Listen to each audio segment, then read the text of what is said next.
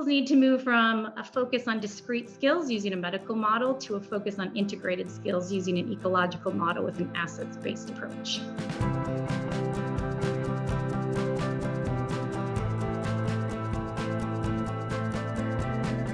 For me, one of the biggest influences for my learning with Ginny and my prior courses with this EAL program has been the focus on the asset-based approach rather than the deficit-based approach to looking at students' growth over time. And to make that even more specific, my shift has been focused on data analysis in particular. Prior to teaching in the international school that I'm in right now, I was a teacher in the United States. And as any of you have, if you've worked there before or know, data is a huge educational driver in decision making and actually funding sometimes as well. So in my most recent roles in the US, I was an intervention teacher and a literacy specialist who actually taught teachers how to examine their data using protocols and decision-making processes. And now that I reflect back on that work, I don't think we were doing things particularly wrong, doing with the best of our knowledge. But I can now see that the process we were using was more of a medical model rather than an ecological model, because we really focused on discrete skills. And to be honest with you, I think it was more of a deficit thinking approach because we often looked at benchmark scores, for example, and compared them to target scores. And so then we determined who was meeting or not meeting the target scores, and then went into a diagnostic process to fix the problem, even though that's not the word we used. To determine appropriate interventions for students. And so while I do know that we always monitored growth over time using progress monitoring data, looking at benchmark data from point to point, and we did try to keep the whole child in mind, I don't feel like that was clearly laid out in those protocols, and unfortunately it wasn't typically part of the decision-making process. So this year, after my learning with this program, I think my shift has been now to look more at more integrated skills and an asset thinking approach. I clearly see the importance of students being seen as much more than a data point. And so I see the significance of highlighting and focusing on student growth over time. And so that's why things like portfolios are such a powerful tool to demonstrate student growth over time in many areas of learning using multiple data points, observations. You can use that benchmark data, the progress monitoring data, but it's so helpful to have other pieces. I've definitely learned about that. Thankfully, I was able to use all this learning right away this year.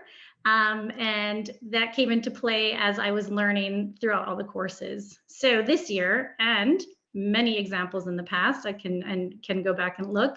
I have an EAL student who has had me wondering all year about this student. I've been trying to monitor the student's growth throughout the year to determine what was impacting the student's growth.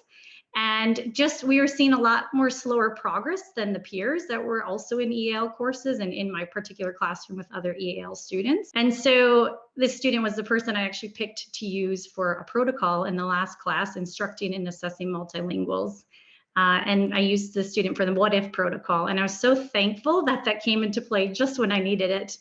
And so through that protocol and with the help of a very thoughtful classmate, in the spring course, you know who you are, I was able to process and consider the strengths of my student, along with focusing on the student's growth. And also my classmate in that course helped me think about what exactly might be happening based on some of my observations and student data points. And then we were able to do some hypothesizing, and we were able to come up with some possible scenarios for what we could do and try based on the different things. And so I really appreciated how the protocol helped me look at those specific scenarios and consider what could be a possible EAL explanation, and then also possible learning support, because that's definitely been something we've been wondering about, but it's really hard to sort that out. And I feel like, and I know over my career, determining something like this has always been a gray area for decision-making in schools that I've worked in. And so I feel like the what if protocol helped really state the facts and sort of the details in a thoughtful and actually collaborative manner as well. I was so glad that I had somebody to work through that. I couldn't imagine doing it by myself. I think because of that, it's interesting because I feel like I can now help guide conversations about students from more of a global perspective with an asset-based approach